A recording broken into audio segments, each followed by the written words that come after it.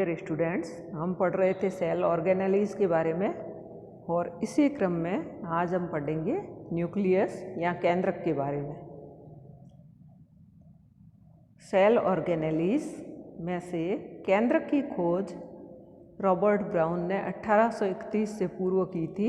बाद में फ्लेमिंग ने केंद्रक में मिलने वाले पदार्थ जो कि क्षारीय रंजक एसिटोकार्मीन से रंजित हो जाता है उसे क्रोमेटिन नाम दिया। तो जो न्यूक्लियोलर या न्यूक्लियोप्लाज्म है वो क्षारीय अभिरंजक एक बेस स्टेन एसिटोकार्मीन से स्टेन हो जाता है, इसलिए उसको क्रोमेटिन नाम दिया गया। केंद्रक के बाहर की तरफ डबल मेम्ब्रेन होती है जिससे यह घिरा हुआ होता है और इसके अंदर डेंस प्रोटोप्लाज्मिक बॉडी है यह जो समस्त कोशिका उपापचय का नियंत्रण करती है। तो सेल मेटाबॉलिज्म का कंट्रोल जो है वो न्यूक्लियस के द्वारा किया जाता है एवं कोशिका की आनुवंशिक सूचनाएं जो जेनेटिक इन्फॉर्मेशन है वो भी यहाँ पर स्टोर रखी जाती है। केंद्रक को कोशिका का कंट्रोलर और डायरेक्टर माना जाता है। आनुवंशिकता के नियंत्रण, वृद्धि एवं उपापचय में केंद्रक का महत्व एमर्लिंग द्वारा प्रयोगात्मक रूप से सिद्ध किया गया। प्रयोग था एक कोशिकीय सबसे बड़ी शैवाल एसिटाबुलेरिया पर किया गया था। सामान्यतः प्रत्येक यूकैरियोटिक कोशिका में कम से कम एक केंद्रक होता है, परंतु फ्लोएम के जो मैच्योर सीव ट्यूब है उनमें और मैमल्स की जो मैच्योर आरबीसी है उनमें केंद्रक एब्सेंट होता है। पैरामीशियम में 2 केंद्रक पाए जाते हैं और कई सारी कोशिकाएं जो हैं उसमें वो मल्टी न्यूक्लिएटेड भी होती है। तो पैरामीशियम के बारे में आप पढ़ चुके हैं। पैरामीशियम में एक माइक्रोन्यूक्लियस होता है और एक मैक्रोन्यूक्लियस पाया जाता है। पैरामीशियम ऑरिलिया में एक मैक्रोन्यूक्लियस होता है और 2 माइक्रोन्यूक्लियस होते हैं। तो इस प्रकार से 2 या 2 से अधिक केंद्रक भी उपस्थित होते हैं। Structure of interphase nucleus, cell division के इंटरफेज में केंद्र की संरचना किस प्रकार की होती है तो उसके बारे में बताया गया है। इंटरफेज अवस्था केंद्रक ऐसी कोशिका का केंद्रक जिसका विभाजन नहीं हो रहा है, तो उसकी स्ट्रक्चर में न्यूक्लियर मेम्ब्रेन और कैरियोथिका, न्यूक्लियोप्लाज्म और कैरियोप्लाज्म और कैरियोलिम्फ और न्यूक्लियर मैट्रिक्स, क्रोमेटिन नेट और न्यूक्लियोलस या लिटिल न्यूक्लियस या राइबोसोम फैक्ट्री, ये संरचनाएं जो है 4 संरचनाएं ये इंटरफेज न्यूक्लियस में दिखाई देती है। तो यहाँ पर इसका डायग्राम दिखाया गया है। सबसे बाहर की तरफ न्यूक्लियर मेम्ब्रेन है जो कि डबल है और इनमें पोर्स पाए जाते हैं। अंदर की तरफ क्रोमेटिन है और न्यूक्लियोलस है,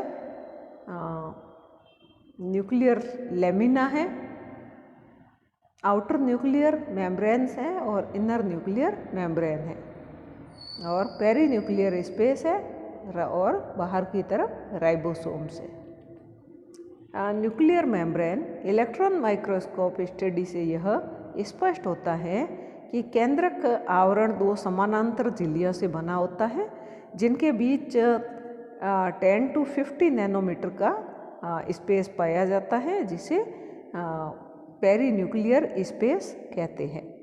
यह स्पेस केंद्रक में मिलने वाले द्रव्य और कोशिका द्रव्य के बीच में अवरोध का काम करता है, यानी कि जो न्यूक्लियोप्लाज्म है उसको साइटोप्लाज्म से अलग करने का काम करता है।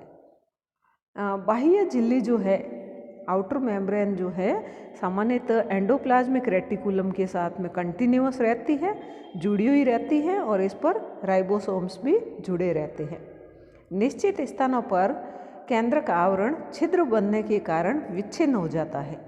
तो जो न्यूक्लियर मेम्ब्रेन है इसके बीच बीच में पोर्स पाए जाते हैं, इस कारण से न्यूक्लियर मेम्ब्रेन कंटिन्यूअस नहीं होती है। यह छिद्र केंद्रक आवरण की दोनों झिल्लियों के संलग्न से बनते हैं। तो यहाँ पर आउटर और इनर मेम्ब्रेन दोनों आपस में फ्यूज हो जाती है और इन छिद्रों से होकर के आरएनए और प्रोटीन अणु केंद्रक में कोशिका द्रव्य से केंद्रक की ओर आते जाते रहते हैं। तो इन पोर्स से होकर ही आरएनए और प्रोटीन के अणु केंद्रक में या केंद्रक से कोशिका द्रव्य में प्रवेश करते हैं। न्यूक्लियर पोर न्यूक्लियोप्लाज्मिन प्रोटीन की एक अष्टफलक डिस्कोइड रचना से आवृत रहता है और केंद्रक की भीतरी झिल्ली के अंदर लेमिन प्रोटीन के तंतुओं से बनी हुई रचना, जिसको न्यूक्लियर लेमिना कहते हैं, पाई जाती है। नेक्स्ट है न्यूक्लियोप्लाज्म और कैरियोप्लाज्म। न्यूक्लियोप्लाज्म न्यूक्लियस का एक कोलाइडल मैट्रिक्स या बेसल मैटर होता है, जिसमें विभिन्न केमिकल्स उपस्थित होते हैं, जैसे nucleotides, nucleosides, ATP, proteins, enzymes etcetera. Chromatin network और न्यूक्लियोलस केंद्रक द्रव्य के घटक होते हैं, ये न्यूक्लियोप्लाज्म में पाए जाते हैं। नेक्स्ट है क्रोमेटिन नेट। यह शब्द फ्लेमिंग के द्वारा दिया गया था और इंटरफेज न्यूक्लियस में ढीली अस्पष्ट न्यूक्लियो प्रोटीन तंतुओं की जालिका मिलती है, जिसे क्रोमेटिन कहते हैं, जो केंद्रक द्रव्य में धसी होती है। यह मुख्यतः डीएनए और हिस्टोन प्रोटीन कॉम्प्लेक्स के बने होते हैं। तो जो क्रोमेटिन है वो डीएनए के और हिस्टोन प्रोटीन से मिलकर के बने होते हैं। क्रोमेटिन फाइबर जेनेटिक इन्फॉर्मेशन रखते हैं और डिवीजन के समय ये डेंस होकर के क्रोमोजोम्स बनाते हैं। कोशिका विभाजन की विभिन्न अवस्थाओं के समय केंद्रक के स्थान पर क्रोमोजोम संरचनाएं दिखाई देती हैं। क्रोमेटिन के केमिकल कंपोजिशन में डीएनए, आरएनए, हिस्टोन एवं नॉन हिस्टोन प्रोटीन उपस्थित होते हैं। क्रोमेटिन नेट में दो प्रकार के क्रोमेटिन होते हैं, you chromatin and heterochromatin. You chromatin यह क्रोमेटिन का लाइट स्टैंड और डिफ्यूज्ड पार्ट होता है, जो ट्रांसक्रिप्शन या जेनेटिक रूप से हाइपर एक्टिव होता है। सामान्यतः यू क्रोमेटिन केंद्रक के केंद्रीय भाग में स्थित होते हैं और हेट्रोक्रोमेटिन यह क्रोमेटिन का डार्क स्टैंड, थिक और डेंस पार्ट होता है और यह जेनेटिक रूप से कम सक्रिय होते हैं अथवा इनएक्टिव होते हैं। कंस्टिट्यूटिव हेट्रोक्रोमेटिन यह किसी जीवधारी में कोशिका की सभी अवस्थाओं में पाया जाता है। फॉर एग्जाम्पल सेंट्रोमियर वाला भाग। फैकल्टेटिव हेट्रोक्रोमेटिन यह क्रोमेटिन जीवों की कुछ कोशिकाओं की कुछ अवस्थाओं में ही दृष्टिगत होता है, जैसे कि फीमेल की बार बॉडी में पाया जाता है। नेक्स्ट है न्यूक्लियोलस या केंद्रिका। केंद्रिका गोलाकार और झिल्ली रहित संरचना है और इसका द्रव्य केंद्रक द्रव्य से सतत संपर्क में रहता है। यह सक्रिय राइबोसोमल आरएनए संश्लेषण हेतु स्थल होते हैं। केंद्रिका क्रोमेटिन या गुणसूत्र के विशिष्ट स्थानों से स्पेसिफिक साइट्स से अटैच रहती है और इनको न्यूक्लियोलर ऑर्गेनाइजर रीजन या NOR कहते हैं। केंद्रिका को कोशिका की राइबोसोमल फैक्ट्री कहते हैं। जो कोशिकाएं अधिक सक्रिय रूप से प्रोटीन संश्लेषण करती हैं वो साइज में बड़ी हो जाती है और उसमें कई सारी केंद्रिकाएं पाई जाती है। नेक्स्ट है क्रोमोजोम। कोशिका विभाजन के दौरान क्रोमेटिन पदार्थ संघनित होकर के क्रोमोजोम्स या गुणसूत्र बनाता है। अतः क्रोमोजोम क्रोमेटिन का अत्यधिक संघनित रूप है और इंटरफेज के दौरान क्रोमोजोम अदृश्य हो जाते हैं या क्रोमेटिन नेटवर्क के रूप में पाए जाते हैं। क्रोमोसोम का स्पष्ट अध्ययन मेटाफेज स्टेज में किया जाता है, क्योंकि इस अवस्था में क्रोमोसोम क्रोमेटिन के अत्यधिक संघनित हो जाने से बहुत छोटे और स्पष्ट हो जाते हैं और ये मेटाफेज प्लेट पर भी आ जाते हैं। क्रोमोसोम की अगर शेप देखना चाहे तो इसका स्टडी एनाफेज में किया जाता है, जबकि क्रोमोसोम्स जो है एल, जे, यू या वी आकार के दिखाई देते हैं और विपरीत ध्रुवों की तरफ जाना शुरू हो जाते हैं। क्रोमोसोम नंबर्स इन मेलोसाइट्स या जिसमें कि डिप्लॉइड या 2n एंड गैमेट्स या haploid number of some organisms, जैसे यहाँ पे ह्यूमन बीइंग में 46 होते हैं डिप्लॉइड नंबर, हैप्लॉइड 23 होते हैं, हाउस फ्लाई में 12 होते हैं और हैप्लॉइड यहाँ पर 6 होते हैं। तो इसी प्रकार से कई सारे जानवरों का यहाँ पर और प्लांट्स के बारे में यहाँ पे क्रोमोसोम नंबर्स और उनके हैप्लॉइड नंबर्स दिए गए हैं। एक गैमीट के सभी गुणसूत्रों को जीनोम कहा जाता है, या एक जनक से एक इकाई के रूप में वंशागत होने वाले गुणसूत्रों के एक सेट को जीनोम कहते हैं। तो n लिखें, यानी कि गुणसूत्रों का एक सेट है, क्रोमोसोम्स का वन सेट है, उसको जीनोम कहते हैं।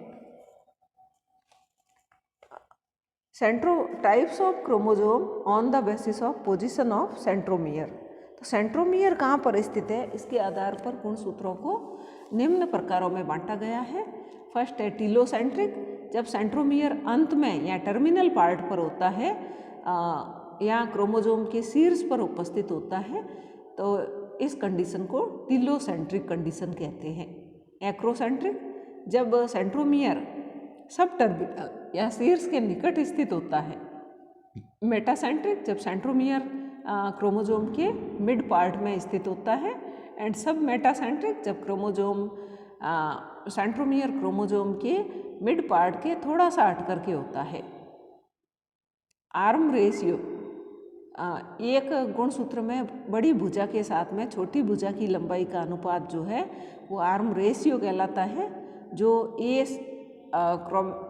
एक्रोसेंट्रिक में अधिकतम होता है और टीलोसेंट्रिक में सबसे कम होता है। एक्रोसेंट्रिक और टीलोसेंट्रिक में यह सबसे अधिक होता है।